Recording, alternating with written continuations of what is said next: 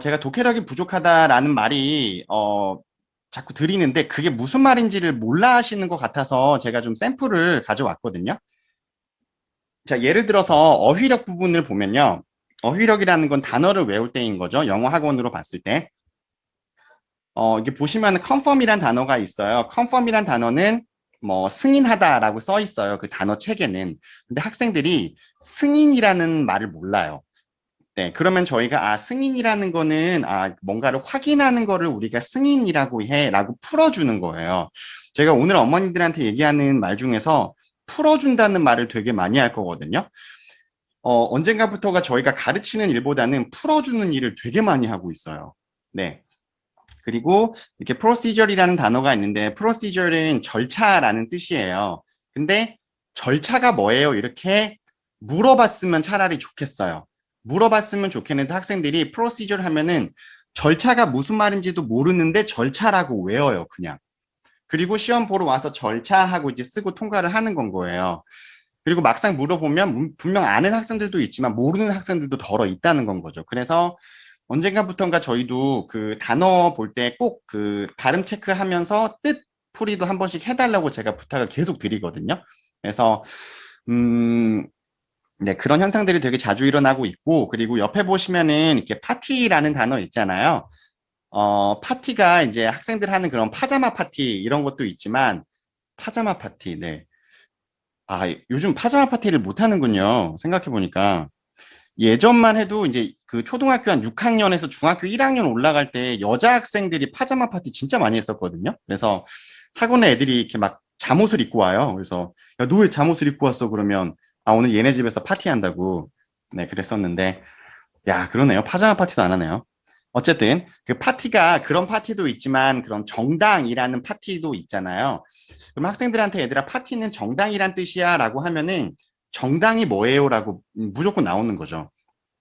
그럼 정당을 모르면 저희가 또, 정당이라는 건 우리나라를 봤을 때 이렇게 여당과 야당을 이야기하는 거야. 그럼 또 여당과 야당을 이해를 못 해요. 그러면, 이게 단체인데 정치적인 성향을 띈 단체를 우리가 뭐 파티 혹은 정당이라고 이야기를 해. 이런 식으로 계속 풀어주는 거예요.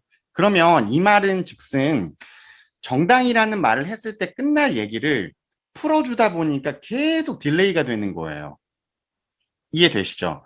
그러니까 이런 현상들이 일어나는 거 좀 더 설명을 해드리면 컨텍스트 같은 경우도 이제 정황상 이렇게 말을 하잖아요. 근데 정황이라는 말을 몰라서 문맥 이것도 모르면 주변 상황이 이렇게 설명이 되는 거고 사인 같은 경우도 할당하다 이런 말 몰라요. 그리고 뭐 클라이언트 같은 경우도 의뢰인도 있고 뭐 고객도 있고 손님도 있잖아요. 우리나라 말도 의뢰인, 뭐 고객, 손님 이런 식이 있잖아요. 영어 같은 경우도 뭐 클라이언트, 뭐 커스터머, 뭐 게스트 뭐 이런 식으로 나누어져 있잖아요. 의미는 비슷하지만 조금씩 뉘앙스가 다른데 이 말을 캐치를 못해요. 왜냐하면 어휘력이 부족해요. 네. 그래서 이러한 현상들이 되게 많이 일어나는데 예전부터 있었던 일이에요, 이게. 예전부터 있었던 일인데 왜냐하면 뭐 정당이나 뭐 절차 저런 거 초등학생들이 들었을 때 어려울 수 있거든요, 충분히. 근데 그 빈도수가 너무 많아지고 있다는 게 문제인 거예요. 네.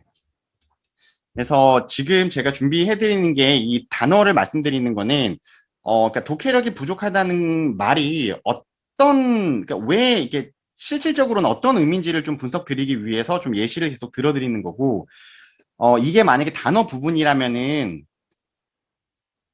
어, 문장을 한번 보여드릴게요. 이거는 이제 지금 한 건 뭐 초등학교 수준이라고 봤을 때, 이거는 독해력 보이시죠? 네네네. 요건, 잠시만요.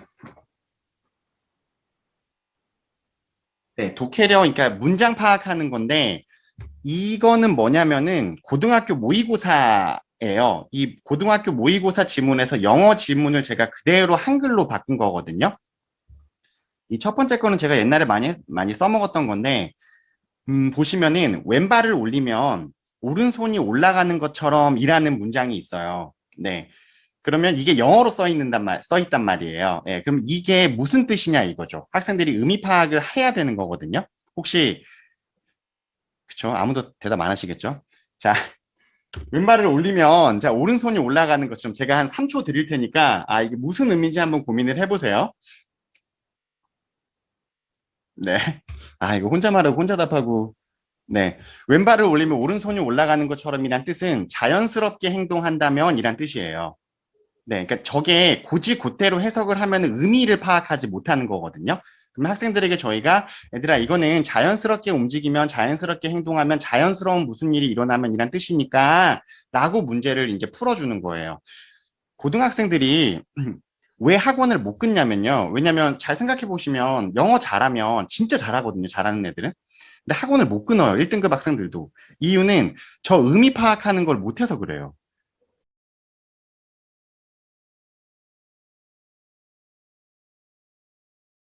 요렇게 나오거든요. 그러면 이거를 하는 건 거예요. 이게 국어하다예요.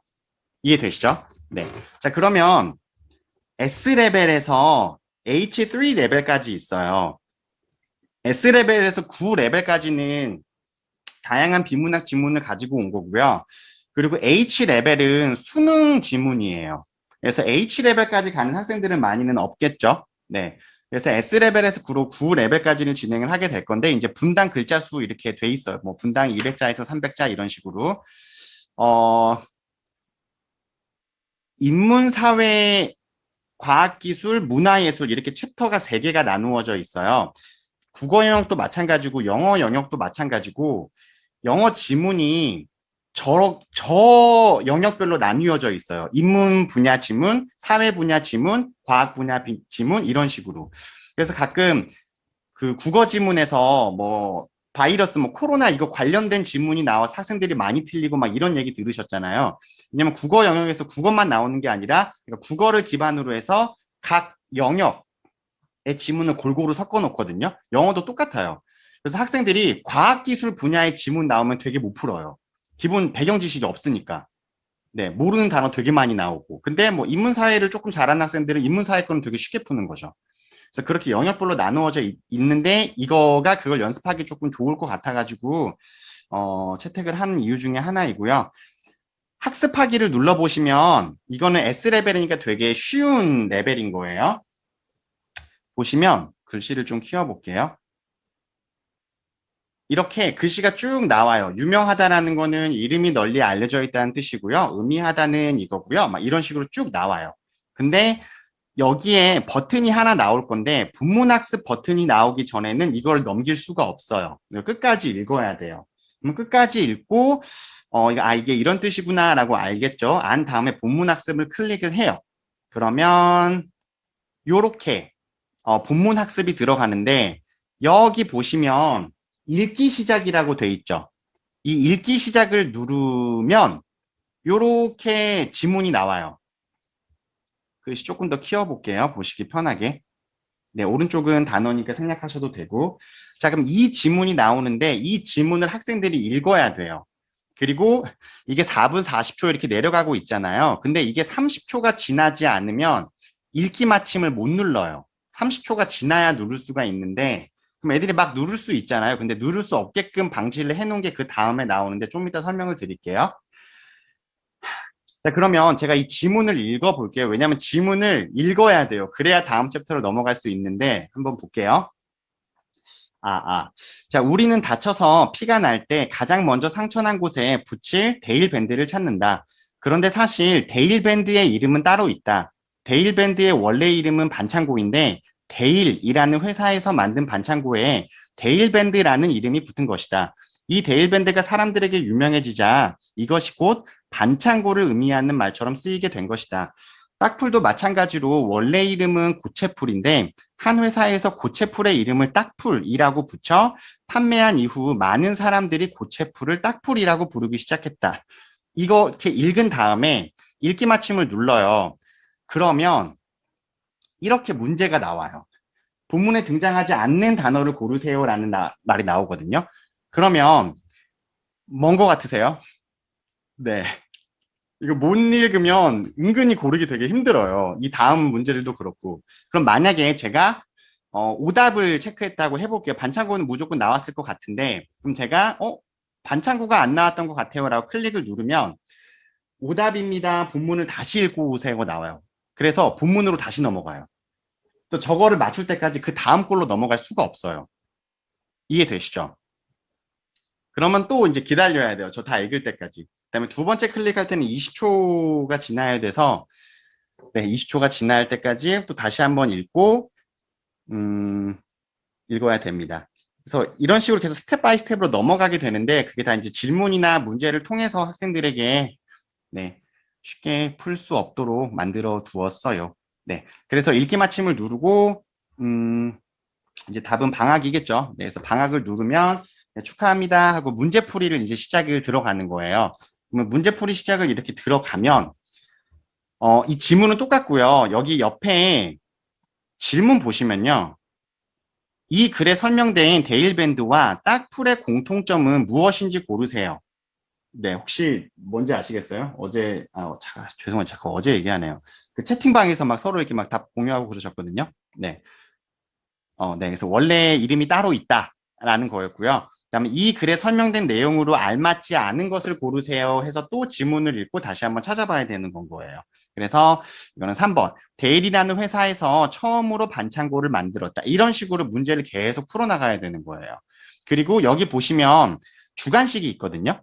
주관식은 사물의 모양이나 일의 형편이 서로 같음. 이 무슨 단어입니까? 라고 물어보는 건데 이것도 그냥 쓰면 안 되고 이 지문에서 찾아서 써야 돼요. 그냥 막 쓰는 게 아니라. 그래서 사물의 모양이나 일의 형편이 서로 같음을 우리가 마찬가지라고 써 있거든요. 그래서 그렇게 적는 건 거예요. 근데 만약에 제가 이거를 막 틀리게 적었다고 해볼게요. 하고 이것도 막 틀리게 적은 거예요. 그러면 저 위에 보시면 제출하기가 있는데 여기 합격 기준을 제가 80점으로 세팅을 해놨거든요. 그럼 제출하기를 누르면 불합격이 돼요. 그럼 다시 풀어야 돼요. 네, 그럼 다시 풀기 누르고 또 다시 풀어야 되는 거예요. 네, 이해되시죠? 네, 이렇게 해서 좀 꼼꼼하게 읽는 습관을 계속 들이게 하는 목적인 거고요. 그리고 이 지문도 제가 이걸 선택한 이유 중에서 하나가 지문 수준이 나쁘지 않아요. 작년에 제가 그 고등학교 그 컨설팅 한 학생들 중에서 저 데일밴드 가지고 자소서 쓴 학생도 있거든요. 진짜 네이밍 관련된 그 경영학과 학생이었는데, 그러니까 원래 데일밴드라는 거는 원래 반창고인데, 데일밴드라는 회사가 만든데 너무 커져서 데일밴드라고 일반화되어 있는 거고, 그런 내용들이었었어요. 예를 들어서 엘리베이터가 원래 이름이 엘리베이터가 아니었는데, 엘리베이터라는 회사에서 지어서 엘리베이터가 된 것처럼, 그러니까 그렇게 연장선으로 생각할 수 있는 그런 지문들이 되게 많아요. 네, 그런 것도 있고, 아이코. 자, 그러면 답이 이제 한번 골라볼게요. 원래 이름이 따로 있었고, 그 다음에 이거는, 네, 이거였고, 요게 1번. 그리고 마찬가지였었고, 무엇이라고 가리켜 말하거나 이름을 부르는 거를 우리가 부르다. 혹은 부르기. 상품 따위를 파는 거를 판매. 이름이 널리 알려져 있는 거를 유명이라고 하고, 말이나 글이, 요거를 의미라고 합니다. 자, 이렇게 제출해서 적으면은 이제 합격인 거예요. 결과 100점 이렇게 나오는 거예요. 그러면 90점이 맞는 학생들도 있을 거잖아요. 90점이 그러니까 90점이나 80점이 맞는 학생들은 내가 왜 틀렸는지가 궁금하겠죠. 그러면 이제 이거를 보면서 아, 이래서 틀렸구나. 이거 답은 이거였구나. 이래서 이거구나라고 충분히 이해가 갈 수 있도록 설명을 해놨어요. 네, 그래서 이거를 보시고 아, 네, 요렇게 공부를 하면 되는 겁니다. 여기까지 이해되실까요? 네. 그러면 요거 말고 이제 H2 레벨 한번 가볼게요. 아까 좀 쉬운 거 봤으니까 H2 레벨에서 과학기술 부분 한번 가볼게요. H2 레벨에서 과학기술. 요것도 이제 어휘학습 나올 때는 이제 기다려야 돼요. 요거 이제 인식은 아 저런 뜻이구나.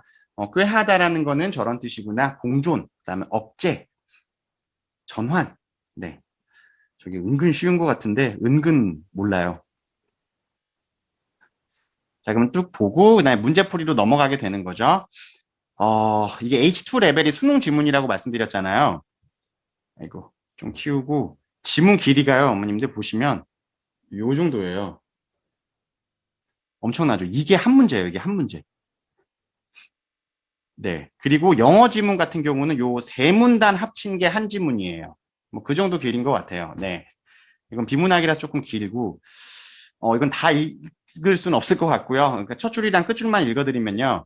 인체는 끊임없이 세균과 바이러스, 기생충과 같은 외부의 물질의 공격을 받는다. 그래서 이제 세균과 바이러스 면역 반응에 대한 이야기를 써놓은 질문이고요.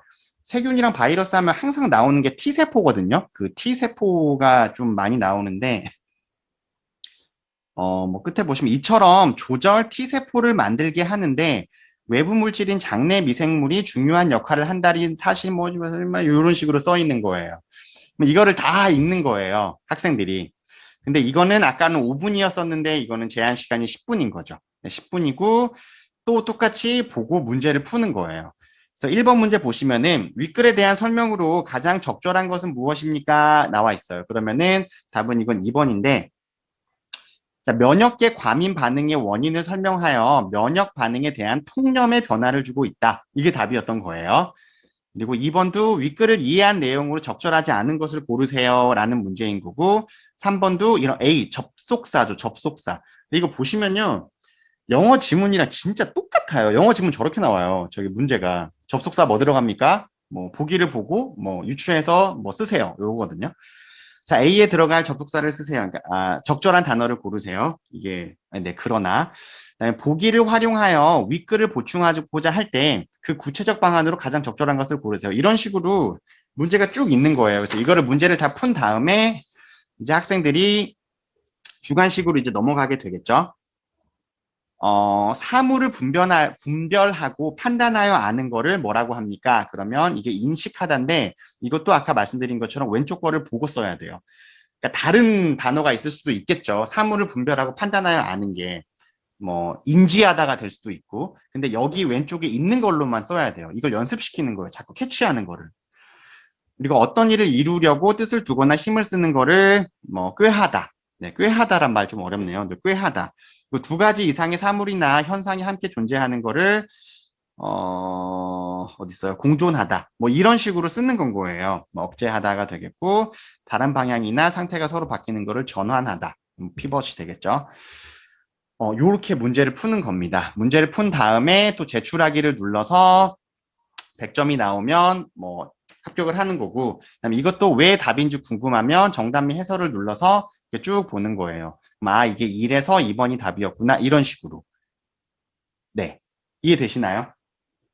네, 이게 국어하다예요. 이게 국어하다고 네, 요건데 화면 크기를 좀 줄이고 뭐 영어 성적 향상을 위한 더뉴에버 독해력 향상 프로그램 이렇게 보시면 워크시트를 두 가지 버전으로 만들었거든요. 조금 쉬운 버전, 조금 어려운 버전. 네. 그래서 학습한 날은 언제고요? 내가 몇 시에 했었습니다. 레벨은 뭐 S 뭐였는데 뭐 챕터 뭐였고요. 유닛은 뭐였고 분야는 뭐였습니다. 이런 식으로 쓰는 거예요. 그리고 샘플로 학생들이 이렇게 적었으면 좋겠습니다도 제가 적어놨으니까 보여드릴게요. 그리고 어휘 정리를 하게 시킬 거예요. 네.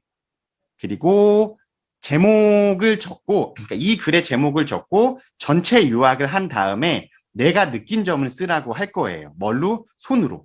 네. 못 알아보겠으면은 다시 쓰라고. 네. 자, 그럼 이게 샘플로 한번 보여드릴게요. 학생들이 이렇게 쓰겠죠. 6월 15일 오전 8시에 했습니다. 저 레벨 3였었고요. 챕터는 A고 유닛은 A입니다. 자, 분야는 과학기술이고요. 제 이름은 김아린입니다. 제가 이름 적을 때가 항상 고민이거든요. 네, 그러면 이제 애들 지나가는 애들 있으면 걔 이름 적어요, 그냥. 가끔 밴드에 올릴 때 이름 막 적잖아요. 이렇게 누구 지나가는지 쫙 보고 있다가 그 첫 번째 지나가는 학생 이름을 적어요. 대신 성은 바꿔요. 그래서 점수는 아까 그 100점 나온 것처럼 95점이었습니다. 80점이었습니다. 적고 그다음에 이 글의 제목은 채식주의였습니다. 그럼 어휘 정리를 했을 때 이거는 초등인데 좀 레벨 낮은 학생들을 설정을에게 줄 워크시트인데 어휘 정리를 시킬 건데 아까 처음에 어휘 정리 있었잖아요. 그 5개를 다 쓰는 건 애들이 또 지겨워할 거거든요. 그래서 한 3개 정도만 적게끔 할 건데 자, 가축이라는 겁니다. 그리고 뜻은 아이고 잘 안 보일 수도 있겠다. 좀 더 키울게요. 너무 키웠다. 네, 소, 말, 돼지, 개와 같이 집에서 기르는 짐승을 우리가 가축이라고 합니다. 자, 그러면 가축으로 예문을 만들어 보라는 거죠. 그래서 우리 집 강아지는 가축이라고 할 수 있을까? 네, 이렇게 적었으면 좋겠다는 거예요. 네, 제가 적은 거예요. 네. 그리고 복지는 건강하고 편안하고 행복하게 살 수 있게 갖추어진 환경을 복지라고 하고, 자, 그러면 네가 예문을 한번 만들어 봐. 그럼 우리나라의 복지 정책은 너무 복잡하다가 되는 거죠. 결핍이란 단어는 있어야 할 것이 없거나 모자라는 것을 이야기하는데 예문을 만들면 난 사랑에 결핍이 있다. 네, 제가 만든 예문입니다. 네, 이거 대면으로 하셨으면 많이 웃으셨을 텐데, 그죠? 제가 항상 좀 웃음의 포인트를 어딘가나 항상 심어두거든요. 네. 혼자 그래요. 혼자 말하고, 혼자 좋아하고.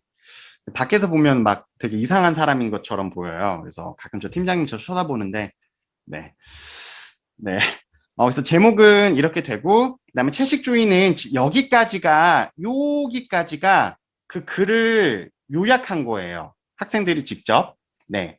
그리고 요렇게가 자기의 생각을 적었으면 좋겠다는 질문인 건 거예요. 그래서 이렇게 샘플을 학생들한테 나눠주고 이렇게 한번 해봐라고 적을 건데, 뭐 예를 들어서 이 지문을 읽고 음식을 통해서, 그러니까 음식을 통해서 사람들을 구별할 수 있으니까 뭐 옷을 입는다거나 어떤 지역을 통해서도 사람들을 구분할 수 있는 단어가 있지 않을까요? 라는 생각을 해보았습니다. 라는 본인의 생각을 적었으면 좋겠다는 거죠. 그러니까 답은 없는데 지문을 읽어야지만 이거를 쓸 수 있게끔 만드는 거고요. 근데 이것도 학생들이 못할 수도 있어요. 왜냐면 이건 너무 어렵다고 하는 학생들도 분명히 있거든요. 그런 학생들은 여기 써 있어요. 지문 전체 요약이 힘들면 필사하세요라고 적었거든요. 그러면 또 애들이 물어보겠죠. 쌤, 필사가 뭐예요? 이러겠죠. 네. 그러면 똑같이 따라 적는 거를 필사라고 해라고 또 알려주면 되겠죠. 그래서 아까 그 문단에 있는 거를 다 쓰기는 힘들 거예요. 그래서 뭐 한 문단을 적으라고 한다든지 뭐 그런 식으로 적으라고 하겠죠. 아까 H2 같은 경우는 못 적죠. 그런 거는. 그러니까 뭐 첫 번째 아니면 중요하게 생각하는 문단 하나 정도는 직접 자필로 적으라는 거죠. 왜냐면 그러니까 영어 같은 경우는 그냥 막 이렇게 베껴 쓸 수가 있는데 한글은 우리는 말이기 때문에 쓰면서 이게 머리가 돌아가긴 하거든요. 아시지만, 네. 그래서 그것만으로도 좀 저는 도움이 되지 않을까라는 생각을 하고 있습니다. 그리고 두 번째 워크시트 간단하게 보여드리면요. 조금 다른데 뭐가 다르냐면 어휘 정리는 이렇게 간단하게만 쓰라고 할 거예요. 그런데 여기 단락을 요약하라고 할 거예요. 그럼 아까 첫 번째 문단, 두 번째 문단, 세 번째 문단이 있었잖아요. 그러면 첫 번째 문단에서는 핵심 어휘가 뭐인 것 같아? 로마. 그러면 그 문단을 요약하면 어떤 뜻이야? 무엇이야? 그러면 로마는 점령한 도시마다 넓은 도로를 만들고 도로의 양 옆에는 수로를 만들었다는 요약본이에요. 라고 쓰게 하는 건 거죠. 이해되시죠? 그래서 이건 조금 더 어렵기는 한데 모르면 저희가 다 그 답안지가 또 있거든요. 그것도 해서 그것도 똑같이 쓰게 만들면 돼요. 네. 그리고 뒤에는 마찬가지로 그러면 이 로마 제국의 수로라는 것을 읽고 어떻게 주제를 잡았고 무슨 내용이며 네 생각은 뭐야? 라고 쓰는 건 거죠. 그래서 이 끝부분은 항상 자기의 생각, 이를 통해서 뭐 모두가 로마 제국의 구성원이나 이렇게 쓰는 건 거죠. 네. 그래서 마지막 이 외에도 아치란 말은 처음 보는 단어였는데 이번 기회에 학습을 할 수 있어서 공부가 되었다. 되게 좀 바람직하게 썼죠. 네, 이렇게 쓸 걸 기대하면 안 되겠죠. 네. 그래서 어쨌든 네. 요게 그 워크시트예요. 그래서 워크시트를 통해서 학생들이 그냥 막 뭐랄까 클릭하지 못하게끔 막는 거고 막 클릭한다고 하더라도 요것 때문에 다시 보게 될 거예요. 네. 그래서 이게 국어하다라는 프로그램이에요. 이게 다예요, 어머님들. 네, 그리고 이거를 저희가 체크를 해주는 거거든요. 네, 그렇습니다. 자, 늦은 시간, 네, 고생 많으셨고, 네, 이제 나가시면 됩니다. 네, 수고하셨습니다.